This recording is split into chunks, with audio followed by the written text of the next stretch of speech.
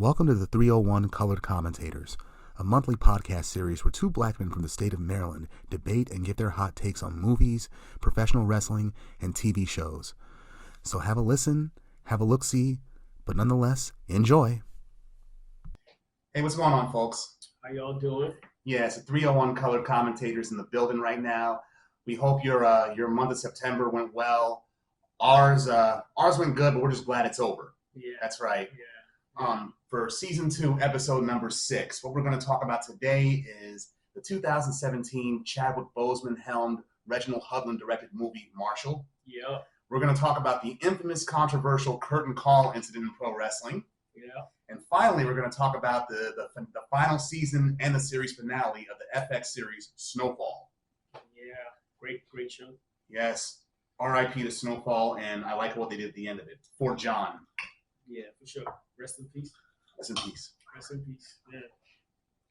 All right, so what you been up to, Anthony? It's been work, man. Yeah, it's been a busy September for me. Just been grinding, which is probably why this episode's a tad bit late. Yeah, it's a tad bit late. Yeah, we've been on the grind, but we're back. We ain't gonna leave y'all. Yeah, we still got y'all, man. Yeah, nothing really, because I've been focused, so I haven't really done too much leisure per se. So it's been chill for me. What about you? Just trying to make it to the end of the fiscal year. We did. Facts. What's Amen it called? to that. Amen. This year's gonna be different. This year's gonna be different for me. Amen. Better things. Yeah, Amen. You know what? Let me just stop. I'm talking shop now. Let me about my day job. Let me just not talk about that. Yeah. But I will say this. I will say this though. So it being the end of the fiscal year gave me plenty of time to catch up on my TV shows. One that just dropped last week, I think it was Gen V on Amazon. I have been seeing the commercial for that. Yeah, that's like the spinoff of The Boys, and season 4 is supposed to drop this before the year's end, I hope. How'd you like it?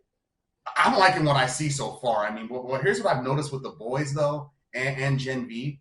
It's like all these superheroes and whatnot and super villains. It's like the writers can't resist throwing in some kind of a sex joke about their powers somehow.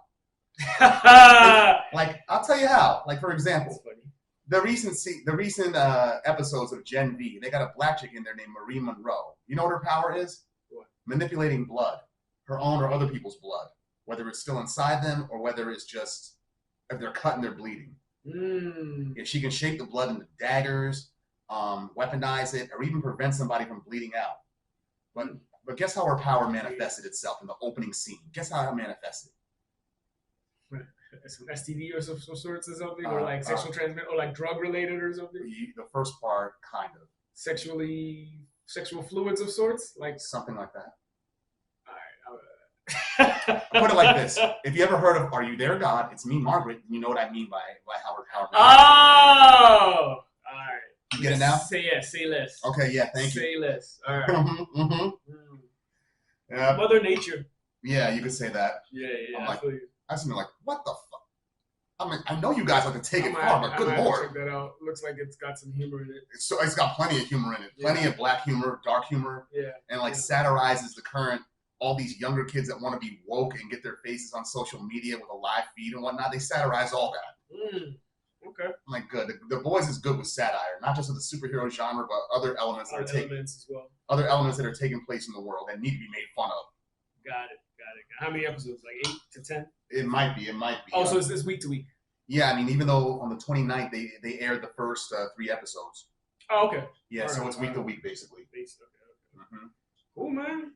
And also one more thing. So HBO Max, screw y'all. Y'all canceled Winning Time. Yeah, I heard about that. I gotta see the most recent season. Oh, yeah, I like season 1. Yeah, season 2 just got cut at episode 7, and they're like, wait a minute, is this the end? They didn't even finish it. No, they just abruptly just ended it like that, they gave like an epilogue of everything. Yeah. It's like, y'all ending? Wow. Was season 2 good though? I like season 2, but I guess it didn't have no good ratings for it. I guess, but that's never stopped HBO before. Yeah. Like The Wire, Sopranos, all them shits had low ratings. Yeah, and they picked up later.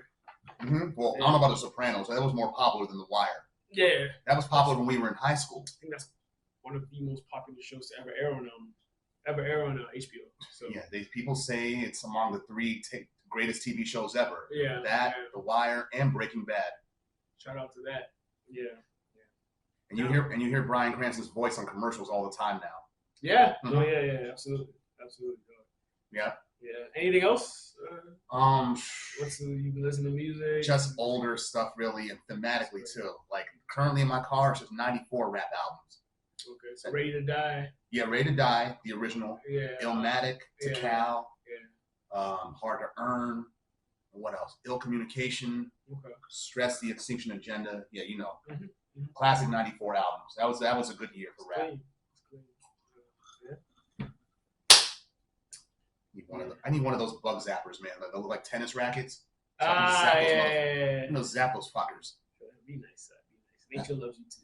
I'm not gonna get zapped. Nature loves you too, Beaver. Nice. Meaning what? It could lightning strike me at any time? I mean, yes. Yeah, I guess. Whatever you is, just be nice. Okay. The bugs love you too. They do. They're just annoying at times. Yeah, I feel you. Okay. But yeah, you want to jump right into it? Let's just jump right into it, yeah. Okay, starting with our first topic, we're going to be talking about Marshall. Yeah. Released September 20th, 2017. It was directed by BET head Reginald Hudlin. No, Hudlin's also a comic book writer, too. He used to write Black Panther. Oh, he did? He wrote Black Panther in, like, around the early 2010s, I want to say. Oh. I bought the book because he was on it, but it became too... The subtext of the whole pro-black thing was none too subtle. Oh, yeah? Yeah. Okay. I'm all for that, but it's like, stop hitting us over the head with it every issue. We get it. It was very... Like I said, it was not subtle. Yeah. Very overt. Overt, yeah. It was like, I'm cool with this at first, but it's like, come on, dude. Okay. Come on, dude. A black man is not all T'Challa is. I see what you mean. Okay. All right. But yeah, Marshall, it starred Chadwick Boseman as the title character, Thurgood Marshall, who was the first African-American Supreme Court justice, and the movie focuses on one of the first cases of his career, the state of Connecticut versus Joseph Spell. Yeah. It also stars Josh Gad, Kate Hudson, Dan Stevens, and Sterling K. Brown as Joseph Spell. Yeah. Sterling K. Brown from This Is Us, and if you recall, him and Chadwick Boseman were both in the first Black Panther. Sterling K. Brown was Killmonger's dad and Joel. Yeah. So they never had no screen time in that film. That's true. Yeah. Yeah, the film it was a box office bomb. It was critically acclaimed, but a box office bomb, grossing $10 million against a $12 million budget. Really? Mm-hmm. No one went to go see it. I mean, I didn't go see it either. I didn't even hear about it until it came on, like, DVD and stuff or whatever, or came on local network. If I did hear it, I wasn't all that into it. I wasn't all that curious. Yeah, I mean, I didn't even hear about it when it was in the theater actually. And Chadwick Boseman, what's it called? He I had seen his movies before that, like what's it called? Get On Up, where he played James Brown. I actually have that. I saw that. I didn't hear about that when it was in the theater either. But I saw that, heard about it after, like it was released. Yeah, he taught himself how to dance like Brown and everything. He really gets in character. I believe it. Even told Viola Davis, who played his mother in the film, or what's it called? During the entire course of filming, even off camera, call me Mr. Brown. I love it. You gotta feel the character. You gotta feel the character. That's a method acting shit. Yeah, facts. Like, let's do it. But yeah, the film had its world premiere at Howard University, which is Chadwick Boseman's alma mater, by the way. HU. Mm-hmm. You know. And the film was praised for its acting, but criticized for the lack of character depth and the issue of colorism. For example, a dark-skinned Chadwick Boseman playing a light-skinned Thurgood Marshall. I didn't mind. It didn't bother me. Mm-hmm. Yeah, and also it's funny. What's it called?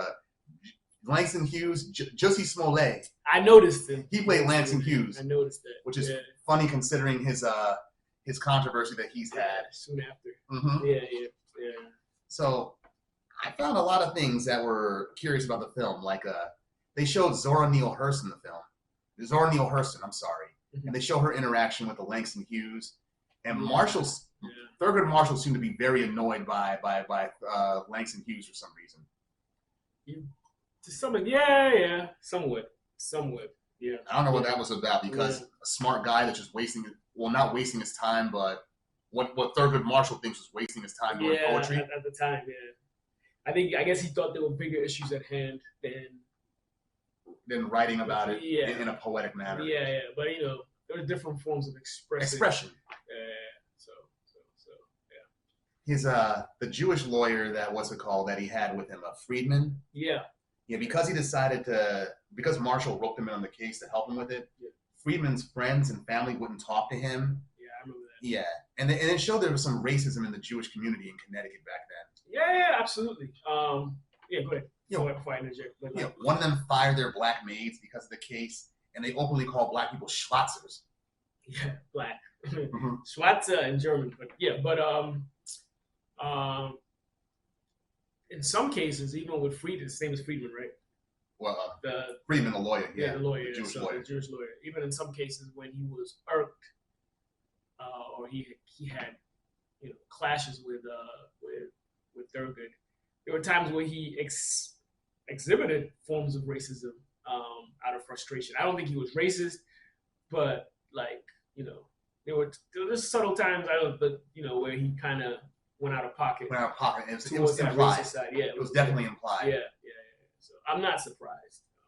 But I don't think he was racist per se, and I think in this country there's been historical accounts of the Jews and the African American fighting alongside each other. Yeah, and I mean, civil rights movement. Yeah, civil rights movement. But in the midst of that, the Jew is a faith-based community, right? They still have white privilege. Yeah, so they tend to have some white people in there as well, or a lot of white people in there. And some of them tend to be racist, so they're not excluded from that phenomenon in that sense. But for the most part, they've fought and struggled alongside each other. No, you're right in that aspect. There were definitely some racist accounts between Friedman's family and friends from his Jewish heritage, right? And how they depicted the black man. So, but yeah, good catch. I saw it too. Yeah, they had plenty of racism. I mean, my family's from Connecticut, and what's it called? It showed, one of the things it showed was the jury selection, right? The jury selections in the film during the court scenes. It showed the scarcity of black people in certain parts of Connecticut and the racism, like in Norwalk and Stratford. It's New England for you, dog. Not all of it. Yeah, not at least today, no. But I makes me wonder how it was on my mother's day, because she's from New Haven. I wonder how it was on her day. Yeah, a lot of it is, from what I've been told. I haven't visited all of New England, but I know even Massachusetts. They have pockets of black people, black areas, but it's not as diverse as like DMV, for instance. Like Roxbury, what's it called? That's like Black Harlem in Boston. Okay. Okay. Yeah. Black Harlem without the flash. Without the flash. Okay. Yeah. Okay. Like New Edition, they're from there. Oh, okay. Yeah, I forget they're from there. I forget they're from Boston too at times, because they don't talk like nobody. They don't talk like New Englanders. Yeah, they don't. Yeah, black people from New England, from Boston, Massachusetts, in that area, they don't talk like Boston people. Nah. Like I met some people like that when I was in school, and noted, how come you ain't got no accent? That's the white people country accent in Massachusetts, what they told me. Yeah. City folks have it. Nah, I guess the same could be said to some extent in New York. Like, upstate? Yeah, it's just like the New York / Jersey accent. The white accent is very different from like how the black people talk. It is somewhat, yeah. But you can tell they're from New York. Right? You can tell when they speak. They just talk very different. Although, what's it called? It's a tri-state thing, really, because what's it called? It is. Because like sometimes I can't tell a New Jersey resident from a New Yorker. Me neither. But they know. They can tell. They can tell. They can hear it. They can hear it. We can't. Yeah. Also, New Yorkers can tell what borough you're from by your accent. It's like, how the fuck? Yeah. A Staten Island accent is different than a Brooklyn accent. Yeah, it's the same. Like, to be fair, it's the same with us. You can tell a Baltimore accent from a DC. Yeah. DC DMV side accent. That's true. So, but other people probably won't be able to tell the difference. I know. So other people, they think we all sound half-ass Southern. Yeah, exactly. Which is very different, though. So that's true.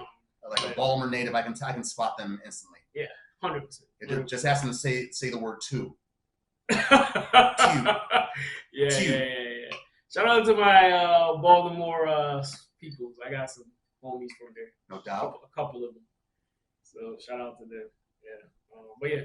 Other things I like Thurgood Marshall's Chadwick Boseman's portrayal of Thurgood Marshall.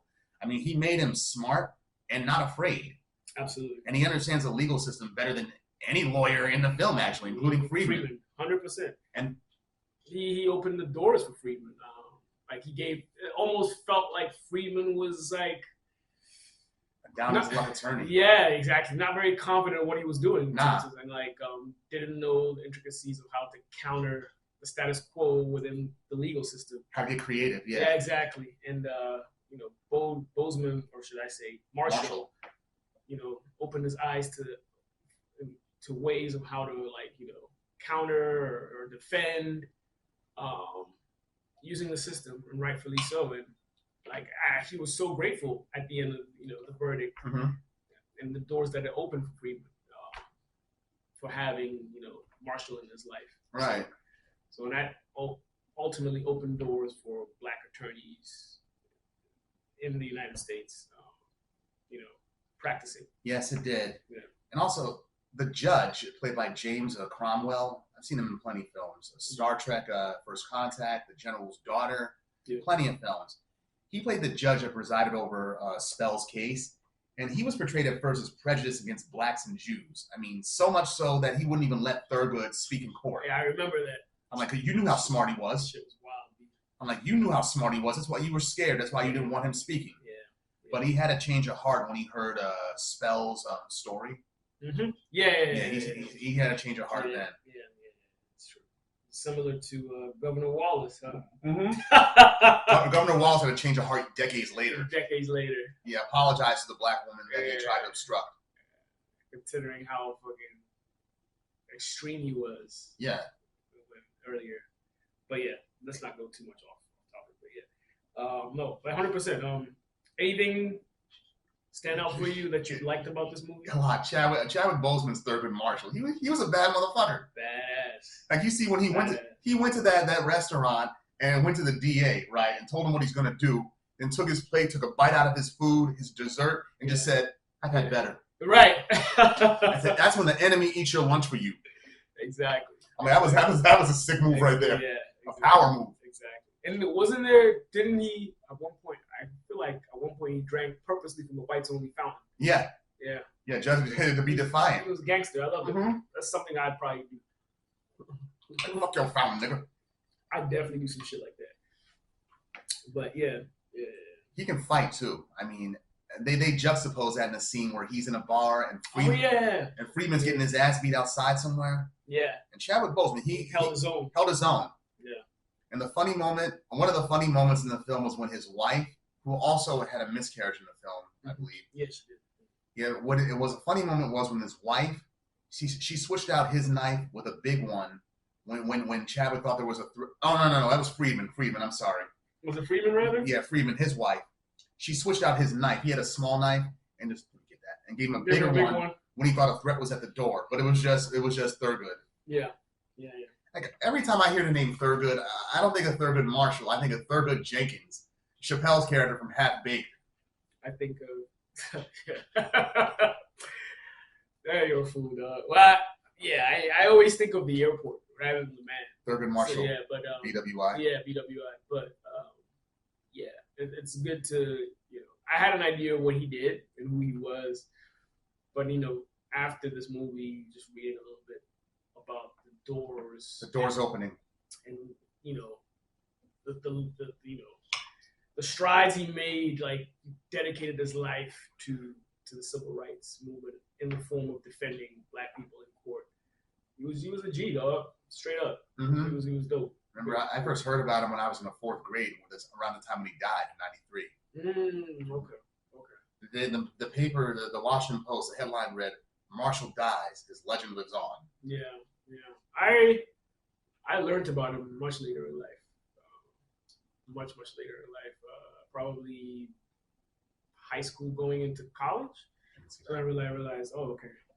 That's what it is. Because they don't teach you a lot of this. When we were in school, they don't teach you a lot of black history at all. No. It's like generic shit. The generic thing they would do every year up until high school, I think it was, during Black History Month, was talk about Martin Luther King. Yep. That's it. Yep. And then they put on Roots. Yeah.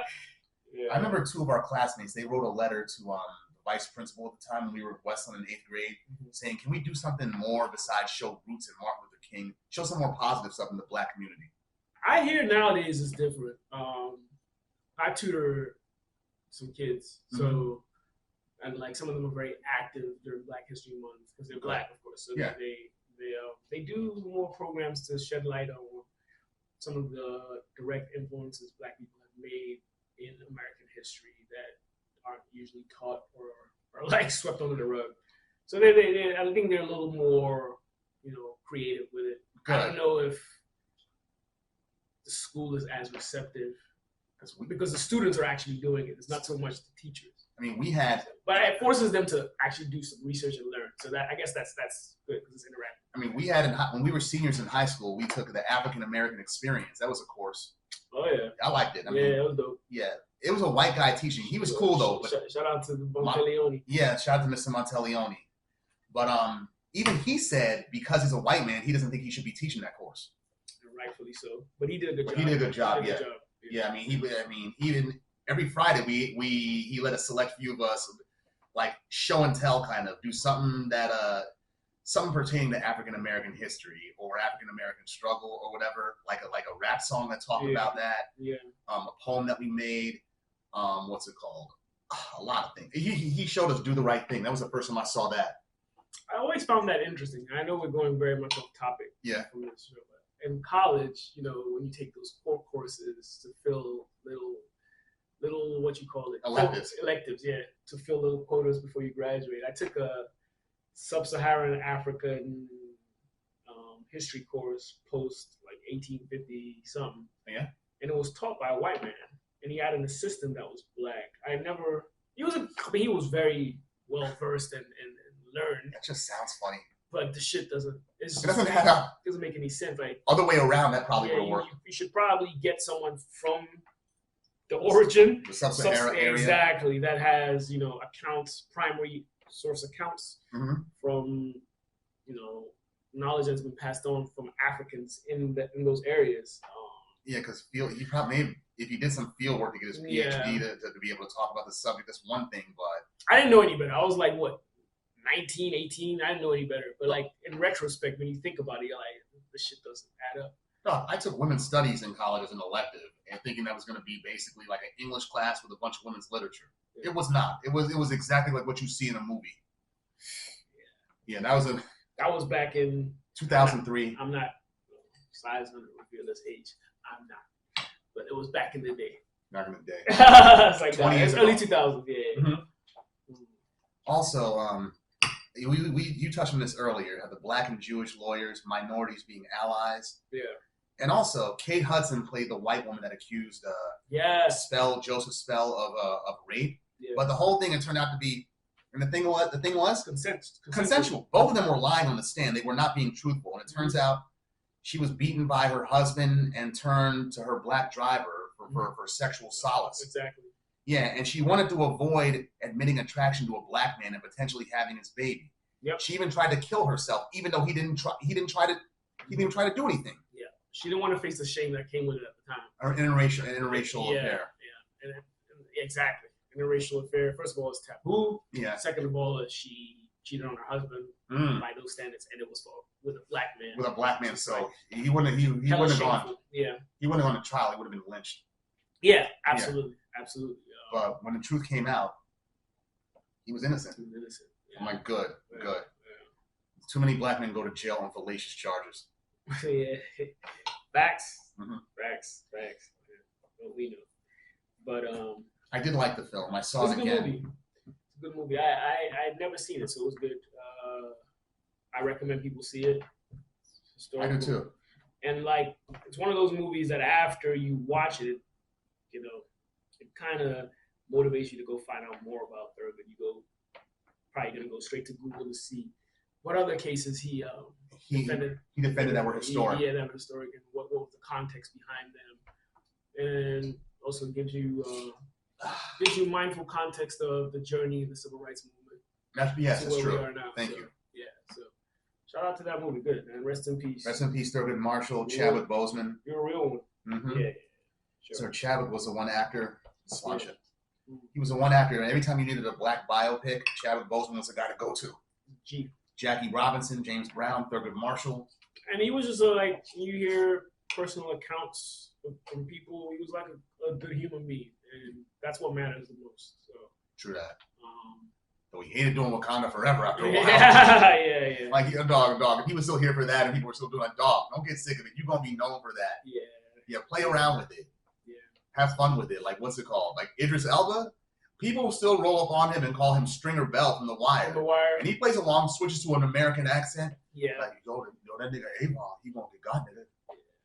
I think the same fate is going to be associated with Idris, Damson Idris. That's we'll get into that. But I think that's going to be forever associated with him. Especially in the black community, yeah. Yeah, regardless of how anything else he does. He does, Even if it surpasses Snowfall. Yeah. He's still going to be Franklin 100%, Saint. 100%. Same thing with Omari Hardwick. No matter what he does, he's still going to be Ghost. He's still going to be Ghost. And he don't like being called Ghost. Yeah. That's fact. So. But, shall we move on? Yeah, let's do it, boy. All right, let's do it. You call him boy. Bro, I'm sorry, dude. My apologies, guys. I called him a boy. Bro. It's all good. It's cool. All right, what's it called? Next, we're going to be talking about the curtain call incident. But let me give some background first. If you guys don't know about what the Kliq is, the Kliq was professional wrestling's most controversial behind-the-scenes stable, supergroups, if you will. Yeah, it started with Shawn Michaels and Scott Hall, who later became Razor Ramon. And they knew each other when they were in the AWA back in the 80s. And Sean Waltman, he came along a few years later, and he was a younger cat that Scott Hall took a liking to. Oh, he brought him in. Mm-hmm. Scott, okay. And what's that? Yeah, that's and a few years later, other professional wrestlers, Kevin Nash and Jean-Paul Levesque, they were in the WCW. Jean-Paul Levesque was terrorizing, but he went nowhere with that gimmick. Yeah. Scott Hall became the Diamond Stud, nowhere with his. And Kevin Nash had nowhere with his gimmick. So what they do, they went to the WWF. Smart move. I thought Kevin Nash was Vinny Vegas. He was. He was Vinny Vegas, and Hall was a Diamond Stud. And funny thing is, they didn't know each other during their first stints in the WCW at all. I knew. I didn't know Hall, but I knew Kevin Nash as Vinny Vegas. I was actually watching WCW at that time. Okay. He used to come to the ring with like a suit or he used to have like a dress shirt and pants. Mm-hmm. Finishing maneuver was not the jackknife. No, it wasn't. He threw people off he gorilla pressed them and have their head hit the turnbuckle. And that was his move. His entrance music was cool though. I'll give him that as Vinny Vegas, but definitely not quite the gimmick he became later. Right, Diesel. And then by his real name, Kevin Nash. And Kevin Nash. Yeah, so they all, when Nash and Terrorizing, who became Hunter Hearst Helmsley, the Connecticut Blue Blood, they got to the WWF. That's when all five of them became friends with each other. Although Triple H was the last, Hunter Hearst Helmsley, Triple H, whatever you want to call him, he was the last one to join the group because, in Nash's own words, Hunter, he didn't do any drugs, he didn't drink, and we needed a designated driver. That's how they got him in? Yeah, that's funny. Yeah, okay. I think that eventually changed, probably. I don't know if he drinks or does anything, but I pretty probably drinks, probably not. Doesn't do hard drugs. Doesn't do hard drugs. He never has. Depends what you consider roids. But yeah, go ahead. All right, what's it Because clearly he did roids. And the five men that they became known as the Kliq during the New Generation era of the WWF, 93 through 96. The five men, they became known as the Kliq. It was Lex Luger and the British Bulldog who gave them the nickname because they were all, the way they talked, they kind of clicked together.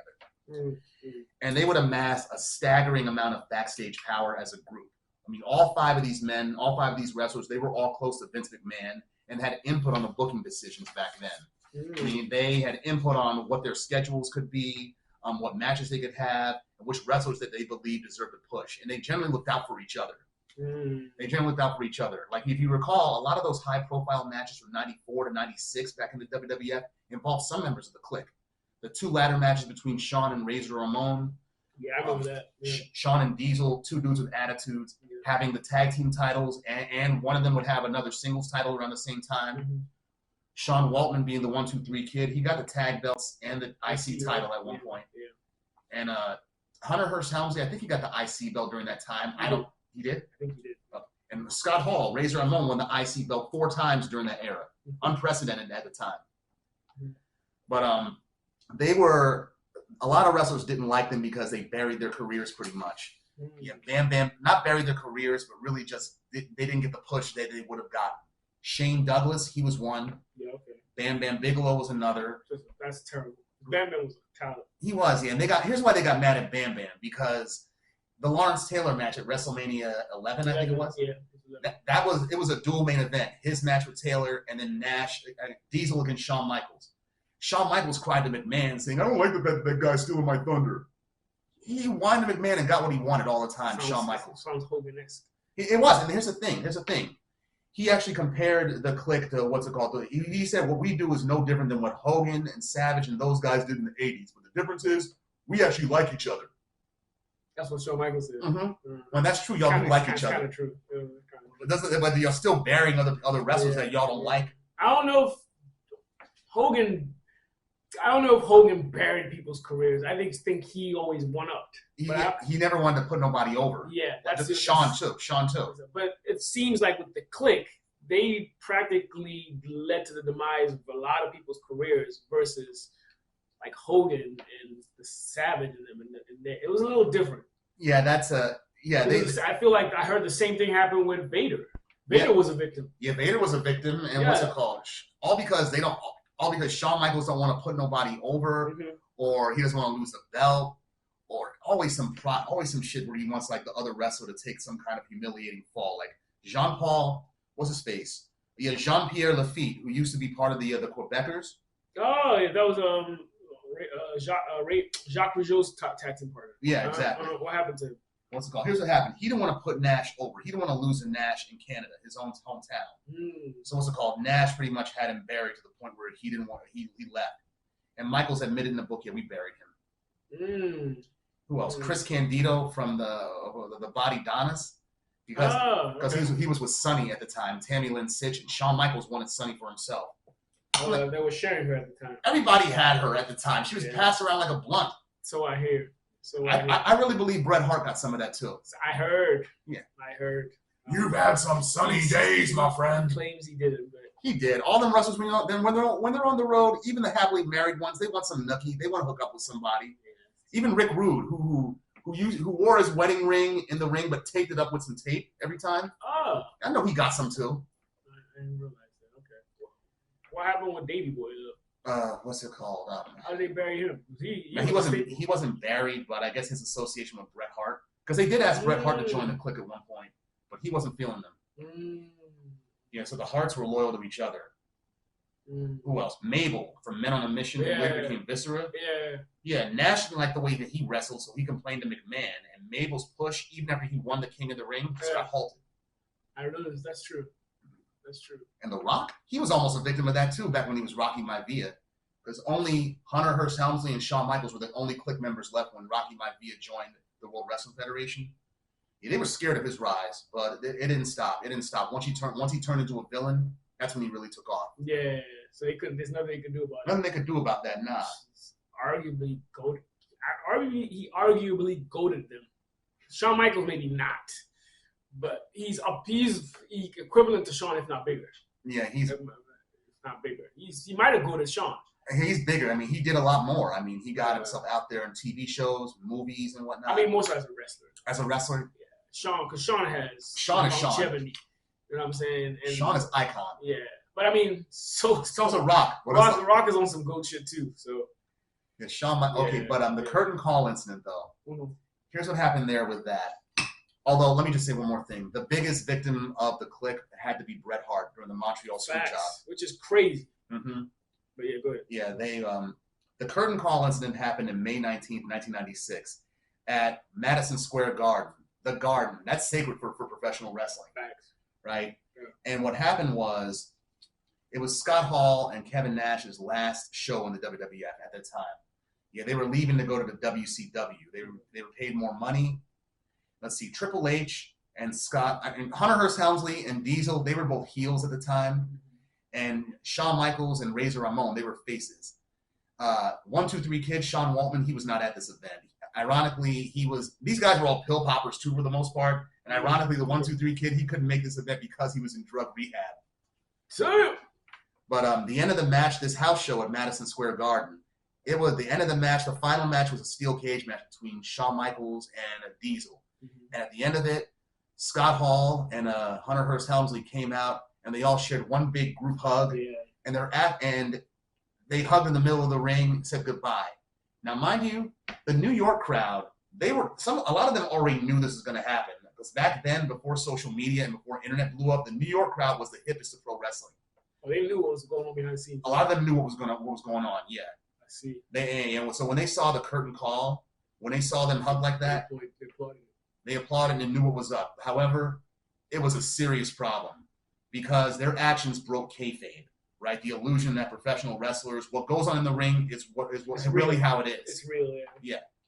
And another thing that damned them was two fans, they snuck a camcorder in and recorded the whole event, spread it online, and sold it to wrestling magazines. So at that point, McMahon, he had to take action. And plus, with all the wrestlers that he had on his roster and other promotions saying, what the hell did you allow them to do? Why did you allow them to do that? Yeah. And Jim Cornette was like, I think it was a great idea if you want to lay down and have somebody piss in your mouth. Wow. He said that. He didn't like what they did either. Like, because it broke a rule in pro wrestling. So McMahon, he had to take action, but his options for punishment were limited. I mean, he couldn't punish Hall and Nash because their departure dates were already confirmed. Mm-hmm. He couldn't punish Shawn Michaels because he was a WWF champion and a big cash cow. He couldn't punish Sean Waltman because he wasn't even there. So the punishment fell on Triple H.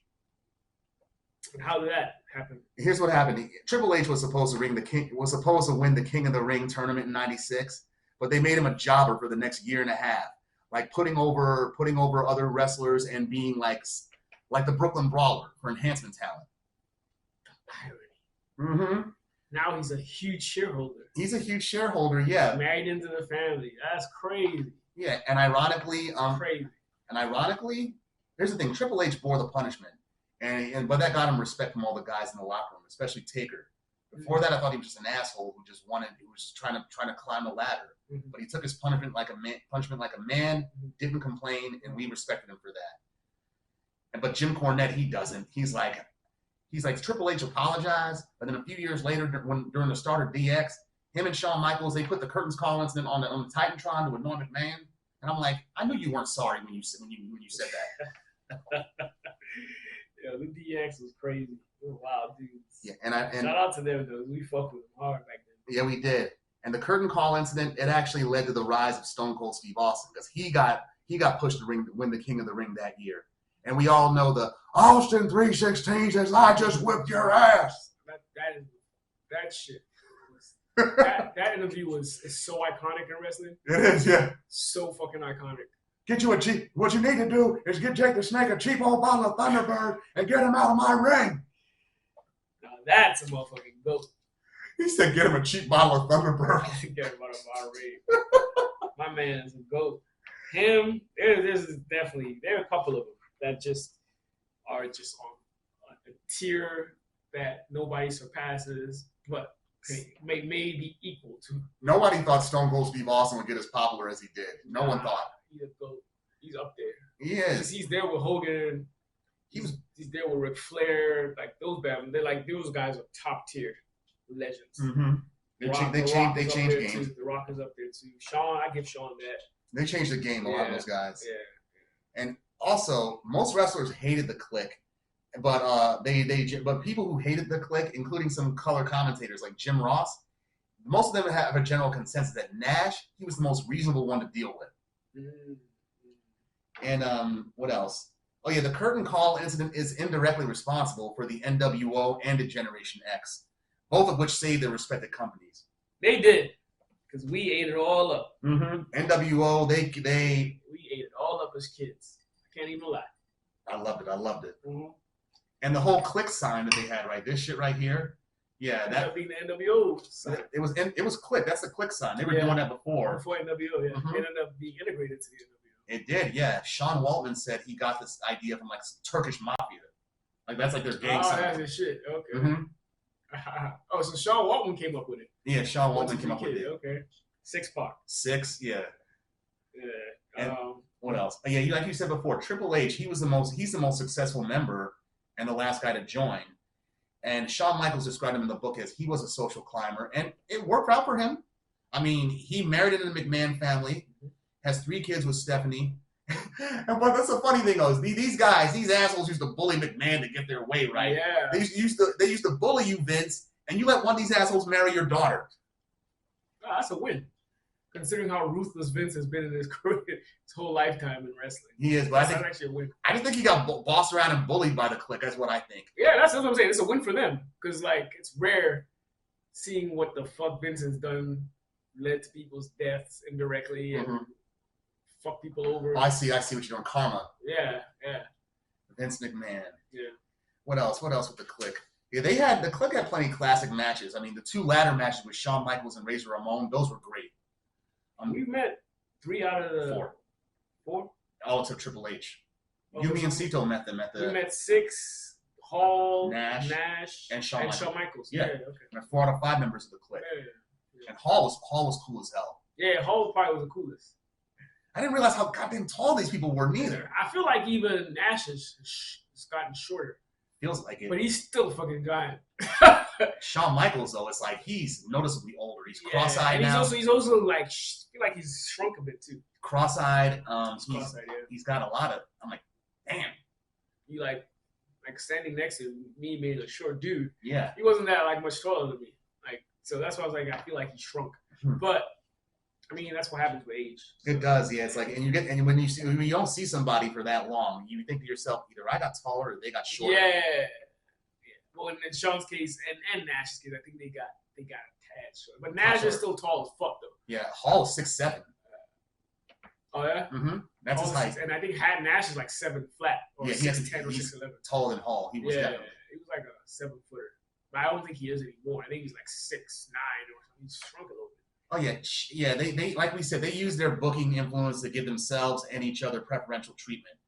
Like what's it called? Shane Douglas, who they had come back, who came back into the WWF under the gimmick of Dean Douglas. That was terrible. Oh yeah. Yeah, he was poised to win the Intercontinental belt from Shawn Michaels, and Michaels did not want to put him over.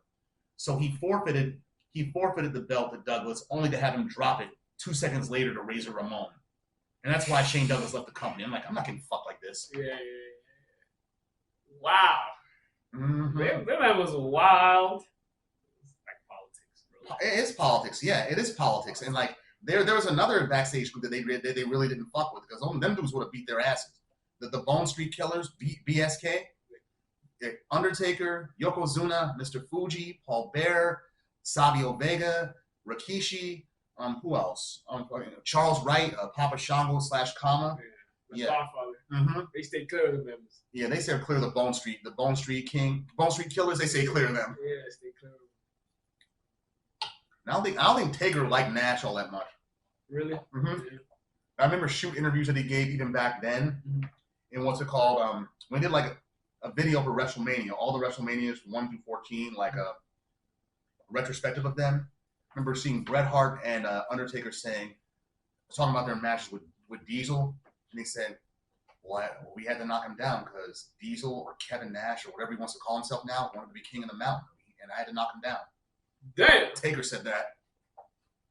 I mean, he was probably in character, but it sounded like if you're using somebody's real name, and that's another consequence of the curtain call incident because they incorporated kayfabe and real life backstage drama into the storylines now. That's true. Yeah, change what you can do. Yeah, that's true. Like the Montreal Screwjob. Yeah. How many times has that been referenced in a storyline? Yeah. It definitely changed the outlook of wrestling. It did. It changed what you can do with the stories. Yeah. And that's where somebody like Vince Russo came in. Yeah. What he turned Crash TV is what he turned it into.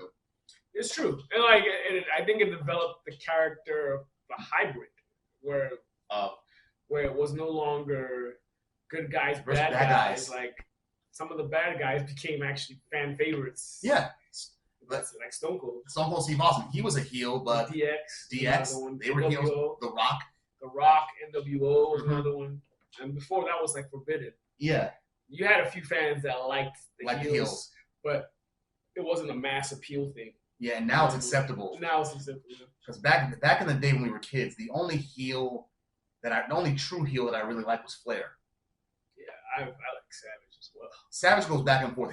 Flair was definitely. Flair will always be a heel to me, even with the Four Horsemen. Yeah. He might be the greatest heel of all time. He's the dirtiest player in the game, as self-proclaimed. He's fun to watch. Flair is fun to watch. He's the greatest heel of all time, and I think Triple H is the greatest heel of all time because he made me hate him. Flair's pompous arrogance it's like it's unparalleled. And it transcends beyond wrestling. Like people love him in other aspects. Like they try to mimic and imitate him in music. It's kind of like Tony Montana, but the wrestler Tony. Yeah, it's a wrestler version of Tony Montana. Rappers love Ric Flair is a thing though. Yeah. Rappers love him. And Flair, he likes rappers. He's open to video. Other sports fans love him. Mm-hmm.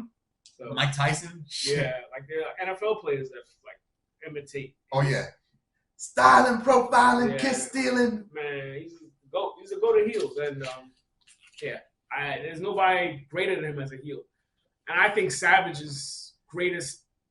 He was unpredictable as fuck. That's what I liked about Savage. Yeah, I think his greatest time was when his promos were the best when he was originally the Intercontinental heel. But even that, I don't think he's greater than Ric Flair as a heel. No, I don't either. I mean, Savage is my favorite wrestler, but not what's it called? Yeah. I've seen heels better than him. And like I said, I think Triple H was the best heel. He just made me hate him. Every time he come out, I wanted to choke him and punch him. Flair was just the kind of heel that you would love to hate, but you can't. Exactly. I couldn't hate him. Yeah. Even with how he was getting in Randy Savage's head in the weeks before WrestleMania 8, I couldn't hate him. I just laughed. She was mine, big man, before she was yours. Woo! He's a Mount Rushmore guy, dog, for me. But yeah, the Kliq, the curtain call incident, it changed the face of pro wrestling. It changed storylines, added more realism to the storylines as well too. Added backstage politics and backstage personal shit that goes on in their personal lives. Like, although I don't think that should be in there. Like Scott Hall's drunkenness or Edge having an affair with Lita. Yeah, that like leave that shit out.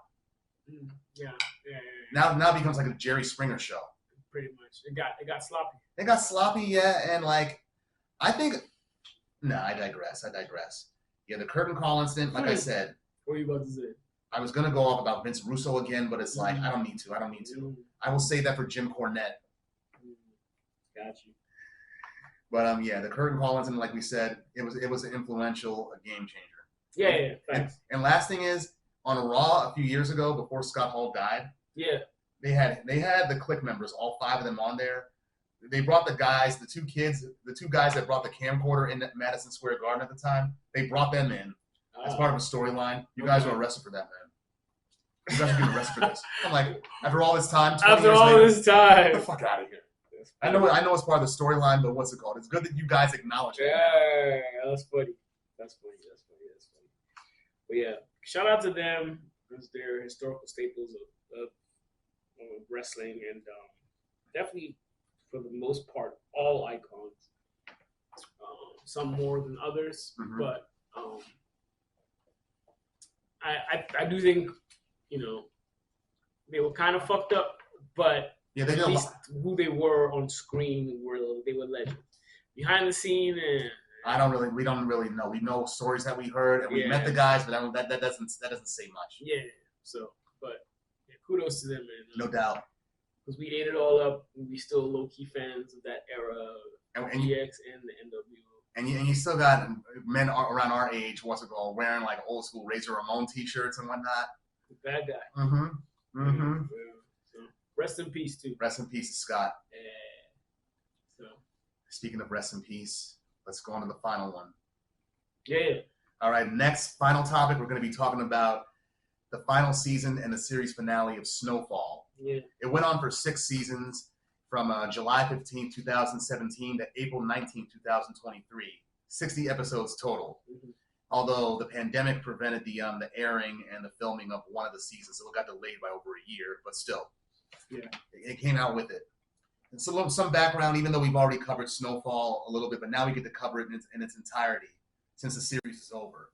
You guys recall Snowfall aired on FX and was created by the late John Singleton, as well as Dave Androne and Eric Amadio. It was about the rise of cocaine and later crack cocaine in South Central LA during the 1980s. Damson Idris, his character, Franklin Saint, he's the main character. And the shift in the drug game in South Central is shown from the perspective of Franklin, the black gangs, the Mexican cartels, the Jewish gangsters, law enforcement, reporters, and civilians. And the CIA. And the CIA, yeah. It stars, like I said, Damson Idris starred, and this was his first American role too, by the way. It's Franklin Saint, and he nailed that South Central accent so good. I thought he was American. Me too at the beginning, so that. It also starred Carter Hudson as Teddy McDonald / Reed Thompson, Sergio Perez Manchetta as Gustavo El Oso Zapata, Michael Hyatt as Franklin's mother, Sissy Saint, Amin Joseph as Jerome Saint. Teach your man how to scrabble! Yeah. One of the funniest characters on there. Angela Lewis as Jerome's wife, Aunt Louie.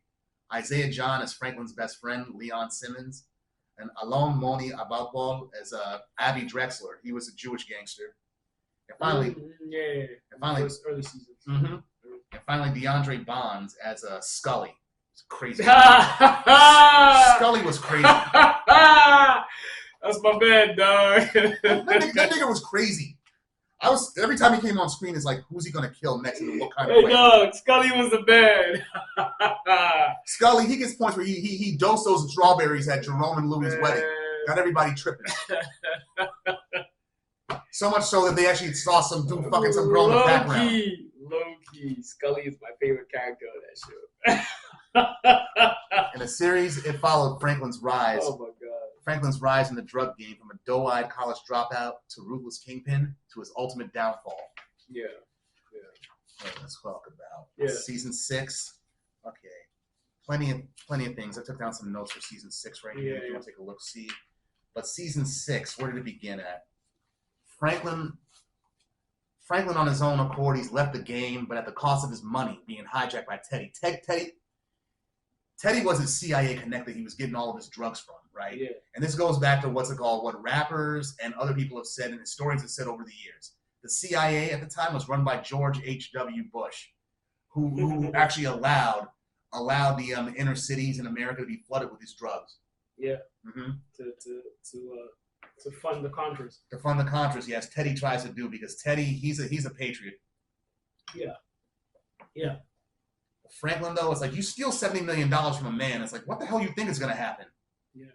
And Jerome and Louie, they've officially cut ties with Franklin after he stole from them to hold himself over. Mm-hmm.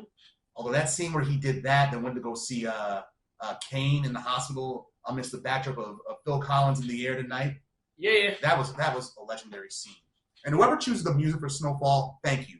It's great. Thank you. It's great. Especially the final scene, which we'll get to later. But Franklin now had to make friends and allies with the people who tried to kill him and don't share America's interests, like that Cuban KGB motherfucker. Reuben. Mm-hmm. And Franklin's trying to prove that he's also not yet done with the game. Like, you steal a man's money, and everybody knows he has a lot to prove. Mm-hmm. Also, what's it called? Teddy took his money in order to get the funding he needs to beat the communists in Nicaragua and get back in the good graces of the CIA. Yeah. But his plans get derailed when the woman he loves, Parissa, she supposedly kidnapped, but she wasn't. Yeah. Just in police custody at the time. Yeah. Abby, he's nowhere to be found. He's on account of being dead, which leaves Teddy short of an arms dealer. Right. Gustavo got arrested by the DEA and was just about prepared to skip town with his family, but now had to work as a CI. I'm sorry. CI. So let's talk about how it ended. Kane, Franklin's ruthlessness. My God, what he did to Teddy's father. Mm-hmm. Mm-hmm. Sissy's actions, Leon, also, and ultimately Franklin's outcome. Yeah. Speak on it. I think, like a lot of,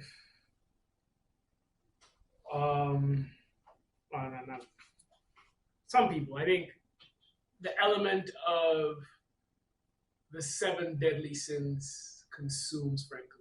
And growing up, I always wondered, like, why those specific sins were called the 7 deadly sins. At the beginning, I thought, like, oh, they mean, like, deadly sins as in, like, God is going to, like, throw us in hell and shit like that. But I think, like growing up and actually applying them to real-life situations and stuff like that, like, what they mean is those sins ultimately make you a monster and ultimately consume and kill your humanity. Look at the movie 7. Even Top Boy. Duchesne is another victim of that. Like, so with Franklin, I think he gets consumed after he experiences the taste of the high of money and power. Mm-hmm.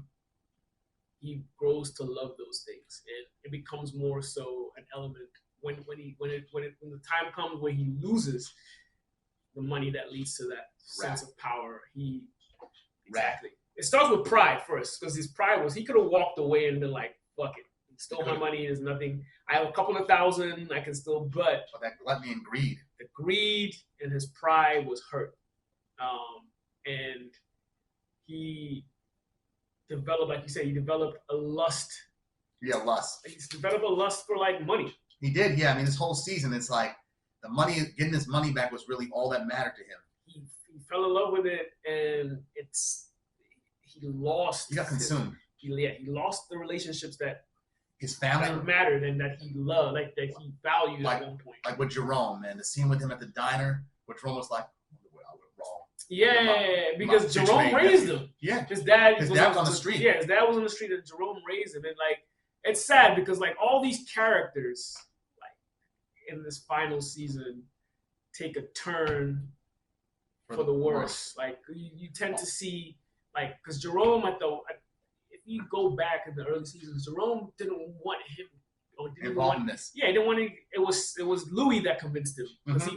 And that is a real life element. Like a man ultimately is influenced by his woman, and he decided, all right, cool. Like my lady thinks this is a good idea. I'm gonna jump into it. And he beat Black Diamond to death. Yeah, and he had remorse afterwards saying, I'm out. And if you notice, his dynamic with Franklin is directly correlated with Louis' actions, because it's Louis that said, let's go to war. Yeah. It's Louis that was like, all right, fuck you. You stealing from us? Let's do it. Let's do it. It's She's an instigator. Yeah, but I understand where she's coming from too, because Franklin stole from her. He did, yeah. And she put in work. So I get it. But he's ultimately hurt. He ends up losing his life at the end of the day. Yeah, he that shootout he had against Kane and trying to get Louis back. Yeah. And that cop, what's his name? The black guy the light-skinned black dude. The crooked cop. Yeah. I forget his name too. Bundles or something. Mm-hmm. But he's a cokehead. Yeah, it goes to the point where fucking Franklin pulls a gun on Jerome in the restaurant. It's crazy, and you could tell they both love each other. But Franklin at this point loves his money more than his family. Yeah.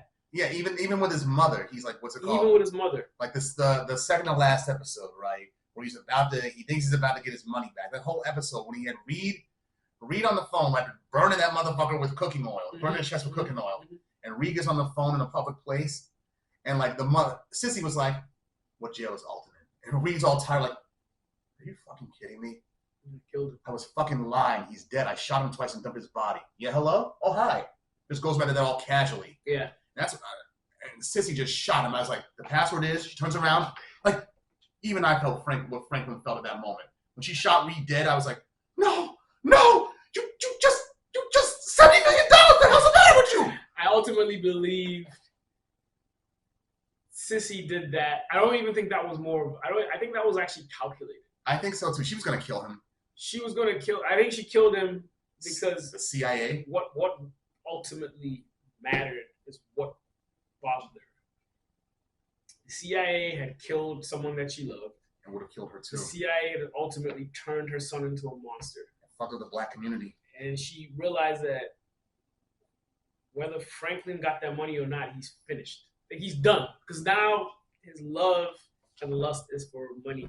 And if he had gotten $70 million, I don't think that would have changed him much. I don't think so either. He would have got. She realized this was for his own good. He got him right back in. He would have got right back in the game. Exactly. He would have gone to another crooked avenue to make more money. Even if it wasn't drugs, or did something else. But you see how he was with his mother, right? After that whole ordeal, and in the final episode, he goes to visit her in jail. She doesn't say shit to him. It's like, Mom, what kind of a fucking mother are you, huh? Yeah. Cursing her out and shit. She just walks away. Doesn't say anything to him during the final episode or their interaction. It boils down to my original point. He is consumed with at least 3 or 4 of the 7 deadly sins, and like at that point, greed, sloth, wrath, pride. Yeah, his pride is ultimately what leads him to the other things. after he loses money. He's in love with the money. We already know that. But at this point, he's almost like a narcissist where he's deflecting the blame. Like he's blaming his mom for what he's become. When Jerome dies, he's trying to play it off like blame Louis. But he is ultimately the reason why all this is happening. All this is happening because of him, yeah. And he can't. He just can't own up to it. It's like because he just all he's concerned about is his money. And he kills Teddy's father too. Actually, finds out where he lives in Missouri, kills him, and burns his house down. His wrath has desensitized him. It really desensitized. Because at that point, like when he's getting his money, like he had killed people before, but prior to that, his killing was by consequence. He had to do it because those people were, either going to kill him or he had to set an example. Or set him up to be, to be got. But this time around, he was actually killing innocent people. Yeah, Teddy's father had nothing to do with this. Yeah, had nothing. Yeah, he at this point he was like, he become a monster. He was thinking of a fuck, and that's what ultimately. He's lost his humanity. He's literally a monster. Yeah, even at Jerome's funeral, Louis says to him, the final line of that episode was, "You are the devil." Yeah, that's basic, and that's like it just paints like I never really understood why those 7 sins were considered deadly, but it really means that they ultimately kill who you are as like your spirit is gone, your humanity, your humane rationale is done because you're so consumed by these things that you can do anything evil and not to get them and not feel anything about it, just to get your fix from these things. He went savage. He was savage. And he did. What other? Ultimately, he loses Sissy, and like ironically, like he and what's his face, Leon. Switch roles. Because Leon at the beginning he's a hood street nigga that would. Get the fuck off me, you bitch ass nigga! He killed and get his shit right. Yeah, he was a bully. Like he reforms. Like he realizes there's a bigger picture than this money. Like we've got this money, let's use it for something positive. And Sissy was like, what's it called? Franklin was my biggest disappointment, but you're my greatest surprise. Absolutely, because that's all a mother would hope for her son. Like, okay, you go through ups and downs, you make some crazy decisions. But like ultimately, when you go through decisions, you turn it into good. Yeah, Leon did that. Leon ultimately did that. He set up Franklin became the opposite. He set up a legal clinic in the hood for his people. Yeah, exactly. But other things that went on. What's it called? Franklin was looking for Peaches, his driver for the past few seasons, and finally found him. Yeah. When I heard you was in Monrovia, it makes sense that your bitch had to skip across the country. But imagine my surprise to find you go across fucking town. And Peaches is a junkie now. He has what, 18 grand on him? Which is 12 grand. 12 grand is all he had in the safe. How'd he blow through all that money that fast? And this crap, 12 grand is decent money to take, but at this point, Franklin is so far gone. His greed is he's so far gone. And he's drinking at this point too. He's turning into his father. Yeah, exactly. So he goes ahead and kills him. And he kills a locksmith that was supposed to get it over for him too. Yeah. It's like take the money, leave, and then change his mind and shoots him. Yep. And that was Crazy 8 from Breaking Bad, that locksmith. Season 1 of Breaking Bad. Okay. Yeah. But other things I liked about the final season was Jerome's funeral and how they played that Enya song that was sampled by the Fugees for Ready or Not. Ready or Not. Yeah, that was a good scene. Like we touched on moments ago, Leon, his evolution from hood nigga to community businessman, and him and Wanda torn about remaining in South Central or going back to Ghana. Shout out to Ghana. Yeah, they look like they were more happier in Ghana. Yeah, because they were removed from America. From America. Change of scenery, literally. Yeah. And then when they got a taste of what life is outside of that bubble, they notice there's things bigger. And a lot of times with like hood niggas and hood. You can say it. I say it. Hood guys that are caught up in their little bubble. A lot of times is they just need exposure sometimes to realize there's a lot more to life than this little gang. Smaller scale. Yeah. What's it called? Once your eyes are open to your possibilities, then you tend to strive to do more and do better. But that is hopefully if you haven't been consumed by the circumstance you're currently in. I remember watching The Wire, the opening episode of season 2, where the gangsters, Bodie and Shamrock, they got to go to Philly to pick up a package from Baltimore to Philly.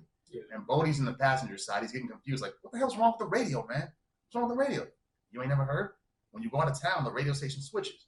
Yeah. Like, he looked at him like, yeah, nigga, you ain't never been outside of Baltimore? Exactly. Except for one day at DC with that boys. You don't know any better sometimes. So yeah, they don't. Sometimes you just need that exposure to know, wow, there's so much more I can do. I know some people that grew up like that who didn't even know that you could put syrup on pancakes until they were 10.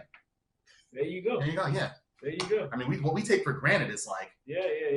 Absolutely. Louis, she goes on the run. Yeah. But Franklin kind of did her dirty after they made that deal, and what's it called? Him and Oso end up turning the tables on Reed. Yeah. Teddy. My fault, Teddy. Yeah. Well, same guy. But same guy. Yeah. What's it called? He calls Louis up, tell her, the DEA's been watching you. They're about to get you. You tell her that now as they're approaching. I know. You did her dirty. That's one last fuck you to your auntie. Yeah. Sissy shooting Teddy. We talked about that. Teddy ultimately, and it's crazy because, Franklin ultimately had good intentions for this until he got consumed by the power. He got greedy. He basically just killed a black business with that bookstore. What's it called? Killed his white best friend. Yeah, because he was using, which in Franklin's eyes probably made him too much of a liability. And he was also leaking information. Yeah, that's true. He was also leaking, so he saw that he was definitely a liability at that point. And they close up loose ends at the end, although Oso was the only one that got a happy ending. Yeah. Leon wanted them too. And Leon, yeah. But Franklin's ending as a derelict around 1989, 1990. Yeah. That was where he's still living in Sissy's house, which is about to be foreclosed because he hasn't got no money to pay for shit. He's pulling out loans to pay for his rent or his mortgage or whatever. Pulling out loans? Yeah. It's kind of crazy. He must be, and it doesn't wash no more. He's disheveled, a dirty wife beater. One of his eyes is bloodshot, and he got like a mangy beard. It's like, damn, you look just like Alton at the beginning. Yeah. It became like his dad. It became like his daddy, yeah. And like when Leon goes to see him at the final scene of the film, did you know a lot of that shit was ad-lib, by the way? Oh, by Franklin himself, right? By Idris? By Idris and Isaiah John. Oh, okay. The scene at the end where he looks at him and says, I'm proud of you. You're my best friend. And both of them have tears. Yeah, that wasn't supposed to be done. That was a powerful moment. That wasn't supposed to be. That wasn't scripted. And Isaiah John just went with it. Because you see, he still had tears in his eyes when Franklin's walking down the street saying, I am free in my own way. Yeah. He's like, Saint! Yeah. And then Kendrick Lamar's Pride comes on. Perfect song to end it. Yeah. For John, man. But there were some funny things that went on in the season too. Like, also, let's talk about Veronique. Veronique robbed Franklin and just ran off with his money and just raised her son elsewhere. Yeah, because she realized Franklin was gone. He fucking practically choked her. Yeah, he did. She realized that, he's done. Like, he's consumed. And Sissy's hate for the CIA, thinking that they're no better than slave masters. Yeah. And Jerome was funny, dude. I mean, this final season it had some moments of levity, some moments of humor. Like when he's dealing with that. Jerome was always funny. He's good. Like when they were dealing with that deaf hearing impaired kingpin. What happened to the warehouse? Had rats. Shit had rats. Nigga, who give a fuck about the rat? And Jerome tries to tell him to stick around for a little bit. Every nigga need a little bit of side snatch every now and then, right? And gets a side eye from Louis. Yeah. No, but like I think ultimately the relationship between Teddy and Franklin deteriorated, and that's what led them both into this hole of greed and manipulation and lust for more. And Teddy just came into all that drugs that he has. He played him because he took him to Iran to open these accounts. Yeah, just so we can watch him do it. Making Franklin think that, okay, he wants better for Franklin. Looking out for him, nah. Yeah, Franklin thought that there was actually a real relationship they were building. Nah, he was using you. He wanted to know where he put his money. Where he put his money at so I can take it later. Exactly, so I can manipulate you more and string you for more operations. More operations, exactly, yeah. And Franklin was ready to bow out and, start a life with his son. Kind of changed, wanted him to go, astray from what he was currently doing and open something more legitimate. And Teddy, I feel like Teddy's a foil for Franklin too, because he pretty much all his patriotism is all that matters to him. He's like, fuck family. Yeah. I'm like, it was your fault that your brother ended up being with the Mexicans, was forced to snort coke for several days, and died of a heart attack later. Your wife didn't want nothing to do with you and divorced you. The only legacy you got in this world is that son you have now, who you didn't even care about all that much. Yeah. But yeah, I think even with that, like, had Franklin got the money and gone elsewhere, I think he wouldn't have been better. He was so eaten up by that, the power that came with the money. And yeah, he didn't end up like Michael Corleone, where he accomplished all of his goals and ended up alone at the end. Mm-hmm. No, he didn't accomplish nothing and ended up alone. Mm-hmm. And also, interesting tidbit.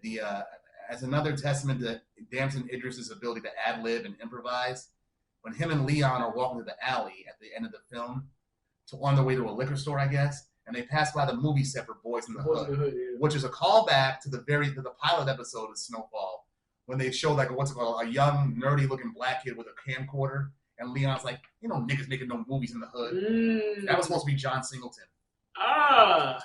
And finally, Franklin, when they're seeing the movie being made, and we know it's Boys in the Hood because of all the little boys dressed up like Doughboy and the characters respectively. And Damson, as Franklin yells out, "Y'all ain't gonna win no Oscar." Well, he was right; they didn't. But he was funny too. It's like, "What's up with Wanda? She leaving your ass yet?" Or she go back to her first love. Yeah, crazy. Or you asshole. Yeah. But Wanda, he said Wanda was gonna get a music career or whatever, is what Leon said. And Wanda, her grandma was still mad at her from her crackhead days. She came to be like, "Hi, grandma, I got you something nice." Yeah. Bitch, you stalking me. You ain't welcome here. Yeah. See, like, it's crazy. Like, that dynamic of, injecting that stuff into your community. And Franklin's fault. Wanda, Melody, Peaches. You caused this. Mm-hmm. I mean, yeah, they chose to use it, but they would never have used it if you didn't introduce it in the hood. Like Melody, her father. You killed her father. Wanda, well, that fight between Melody and dynamic. It's an interesting dynamic because, like when you're in that situation, you don't know any better. And you're like, it's a fast way to money when you haven't hatched. When you haven't hatched in a while, so you use the best route that you know how. You're in a capitalist society that's like make money and And Franklin could have gone a different way. That episode after he got shot by Melody, and he has that fever dream where he sees different versions of himself. Yeah, outside could have gone. Yeah, he could have stayed in college, but he dropped out. Yeah, he dropped out. He's smart. He was smart, but he was too consumed by his need, his lust for power, greed for money, gluttony. Happens every same thing happened with Duchesne. Oh yeah, Duchesne and was Sully from Top Boy. Yeah, it's like only Sully was way more homicidal. Human flaws. Yeah, so like we're not immune to it. It's just you got to be mindful and like keep humility at the forefront. This could all go away in a second. Yeah, if you keep humility at the forefront, that's easy to lose when you get a taste of the heights of some of these things. It is. When you get more success and when you get nothing more of it, it's like you start to think you're untouchable. Yeah. It's like what certain coke users say. Like after they snort coke, it's like, I feel fucking invincible, bro. Yeah. Like they say money is the root of all evil. I don't believe that either. But I believe the love of money is the root of all evil. If you're not grounded, exactly, you prioritize it as your love. That's all you're gonna see. Green. That's what happens. Like you get consumed and always lust for it, and then your values, priorities start to switch. Yeah, don't get it twisted. I would love to have millions of dollars. I would. Everybody. But everybody. If it were to actually happen, though, it's like, how would I act? How would I become? Everybody would like to be rich. I don't know because we've never been there. When you've been there, it opens doors into certain networks and communities that can change your perspective. Yeah. So I don't know if that's what you really want, but not to say the least, having the money to sustain you. At the very least, yeah. You can leave something for your next generations and stuff. Is always a great thing, and you can live the life you want to. Yeah, live the life you want to. Yes. Because at the end of the day, like being super duper rich and a millionaire opens the door to gluttony because you start. Gluttony is basically the consume. It it is the actual manifestation of lust, because like lust is the desire, and lust and greed. Lust is the desire and the greed to want more. Gluttony is when you actually get it and overdo it. Yeah.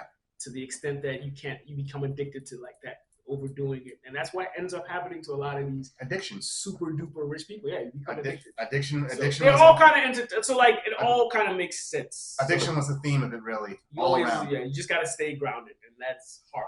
It is hard, but when you get into none of us have actually been in those spaces to be like, oh, no, we know better now because where we are. Yeah. When you get into those, when you get in that stratosphere, it's like it'll be. I imagine it will be mad. Because you're no longer dealing with people in this stratosphere, and then you start.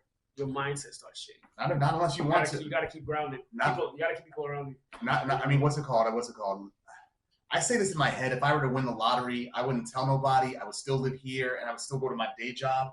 But I doubt that some of that is true. I tell myself that too. But until you win it, don't say shit. Don't say shit in it. Yeah. Hopefully, we pray that we can stay humble and grounded. But, I pray.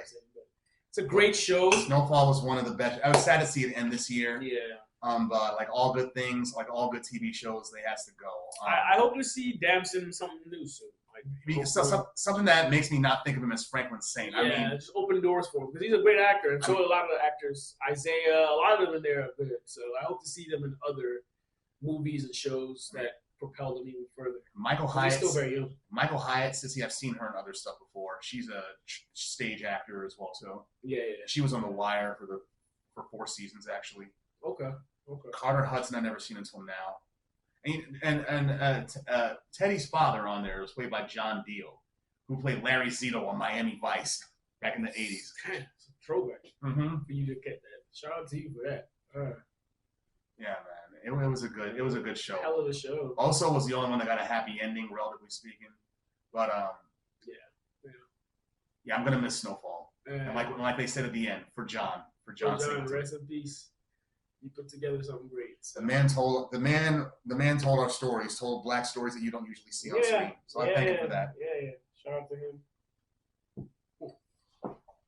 Ironically, when he first came up with the concept for this show, he wanted to use Tupac as the. You want Pac as a lead, and also he thought about this in the '90s. And he thought Jerome and Louis around this time should be Lauren London and who else? Somebody else. Oh, I didn't even know that. Things you learn. But yeah, it was a great show, and we are grateful. And rest in peace. Yes, sir. So on that note, I hope y'all like this episode. Like, subscribe, share your comments. I know a lot of these, especially this show, a lot of y'all probably watching and loved it. Want to hear your take and comments. Yeah, comment, share this video, share the podcast. Even if you don't like it, just comment on it. For sure. But we welcome all y'all listeners and all of our viewers. Thank you for that. We'll be back soon. We'll be back with episode number 7 in a few weeks. Yeah, a few weeks. So on that note, later. Peace, y'all.